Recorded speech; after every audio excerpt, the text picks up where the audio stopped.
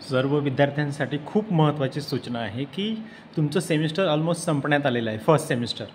मग आत्ता तुम्हाला काय करायचं आहे, टॉप प्रायोरिटी लक्षात घ्या. तुमच्या जेवढेही मॅन्युअल्स आहेत, प्रॅक्टिकल जर्नल्स आहेत, तुमचे सेल्फ लर्निंग असेसमेंट आहेत, तुमच्या असाइनमेंट्स आहेत, तुमचे मायक्रो प्रोजेक्ट्स दिलेले असतील ते सर्वचे सर्व पटकन कंप्लीट करा आणि सबमिट करा, चेक करून घ्या.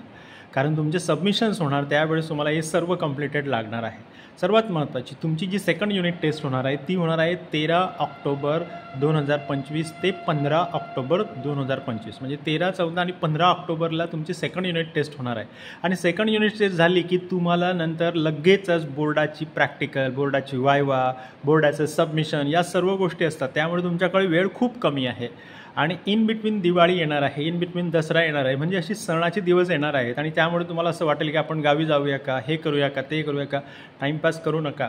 जेवढं मी सांगितलं तेवढे पटकन तुमचे जर्नल्स वगैरे जे आहेत, तुमचे प्रॅक्टिकल्स जे आहेत, मॅन्युअल्स जे आहेत, सेल्फ लर्निंग असेसमेंट आहेत, तुमचं वर्कशॉप आहे, तुमचे सगळे सबमिशनचं जे काही रायटिंग वर्क आहे ते पटकन कंप्लीट करा.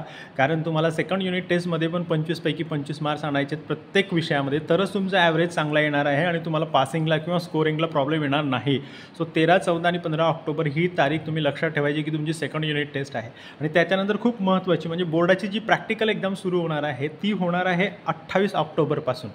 सो पुढच्या महिन्यामध्ये तुम्हाला लक्षात ठेवा की तुम्हाला सगळं काही सबमिशन करायचं आहे, बोर्डाच्या प्रॅक्टिकलसाठी तयार व्हायचं आहे आणि प्रॅक्टिकल एक्झाम किंवा वायवा एक्झाम, तुमचे सबमिशन्स वगैरे सर्वचे सर्व जे आहे ते 28 ऑक्टोबरपर्यंत सुरू होणार आहेत. त्यामुळे आपण तयारी राहायची आहे. गावी जायचं नाही, दिवाळी आली आहे, दसरा आला आहे किंवा कोणाचं लग्न लागतं आहे, काहीही लक्षात ठेवायचं नाही. Just focus over your engineering and completion of all the formalities that are suppose to be. कारण सेमिस्टर 1मध्ये तुम्ही नवीन आहात, तुम्हाला कळत नाही, तुमचं नुकसान होऊन बसेल. आणि तुमची जी थेरी एक्झाम होणार आहे ती 11 नोव्हेंबरपासून सुरुवात होणार आहे. 11 नोव्हेंबर ते 3 डिसेंबरच्या दरम्यान तुमची थेरी एक्झाम होणार आहे.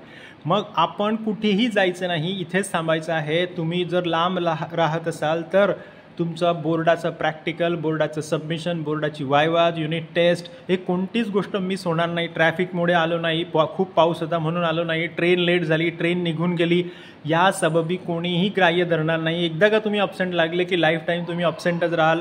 त्यामुळे आत्ताच तयारी करायची आहे. सर्व सबमिशन्स व्यवस्थित वेळेवर सबमिट करायचे आहेत. रायटिंग वर्क लगेचच कंप्लीट करायचं आहे. टाईमपास करत बसायचं नाही. एखादा ऑफ लेक्चर मिळेल, तुम्हाला थोडासा वेळ असेल तर तुम्ही पटकन तुमचे रायटिंग वर्क हे कंप्लीट करा. आपल्या जर्नल प्रॅक्टिकलवर स्वतःचं नाव 2-4 ठिकाणी टाकून ठेवा. कारण ऐन वेळेवर काही जे विद्यार्थी असतात ते त्यांच्या नोटबुक्स आणि त्यांचे मॅन्युअल किंवा जर्नल चोरीला गेलेले आहेत. आतापर्यंत ज्या घटना घडलेल्या आहेत, आपले नोटबुक मॅन्युअल कोणालाही देऊन ठेवू नका. कारण एखादा व्यक्ती तुमचं घेऊन जातो आणि तो असाच इरेग्युलर असतो, तो येतच नाही आणि मग तुम्हाला ऐन वेळेवर ते पुन्हा नवीन लिहून देण्याची वेळ येऊ शकते. त्यामुळे आपण या सर्व गोष्टी लक्षात ठेवायच्या. आणि तुमचं रायटिंग वर्क हे खूप छान असलं पाहिजे, प्रेझेंटेशन चांगलं असलं पाहिजे, हँडरायटिंग चांगली पाहिजे. जेवढं तुम्ही नीट आणि टायडी ठेवाल तेवढे तुमची इंटरनल मार्क्स तुम्हाला जास्त मिळतील.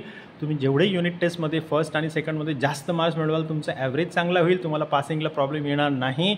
या खूप महत्त्वाच्या सूचना होत्या. आणि स्वतःच्या आरोग्याकडे लक्ष द्या. दररोज मला 1 किंवा 2 फोन येत आहेत की सर आता मुलाला ताप आला आहे, मुलीला ताप आला आहे, आता ती ॲडमिट आहे, तर काय करू. लक्षात घ्या, तुम्ही स्वतःच्या आरोग्याला काळजी घ्या. जर का बोर्डाची एक्झाम असेल तर ती एक्झाम पुन्हा होत नाही. तुम्ही आजारी असा किंवा काही असा, बोर्डाचा तो नियम आहे, पुन्हा एक्झाम घेतली जात नाही. तेव्हा स्वतःची काळजी घ्यायची आहे आणि वेळेवर सगळ्या गोष्टी कंप्लीट करायच्या आहे. अब्सेंट राहायचं नाही. इथे तुम्हाला एखादा लेक्चर प्रॅक्टिकल ऑफ मिळालं, लगेचच तुमचं रायटिंग वर्क कंप्लीट करून टाकायचं आहे. टाईमपास करत बसायचा नाही. आणि मोबाईलवर कोणीही मला गेम खेळताना दिसलं नाही पाहिजे. तुम्ही एकदा का मला PUBG खेळताना दिसलात की मी तुम्हाला PUBG करणार, लक्षात ठेवा. गुड लक, अभ्यास करा.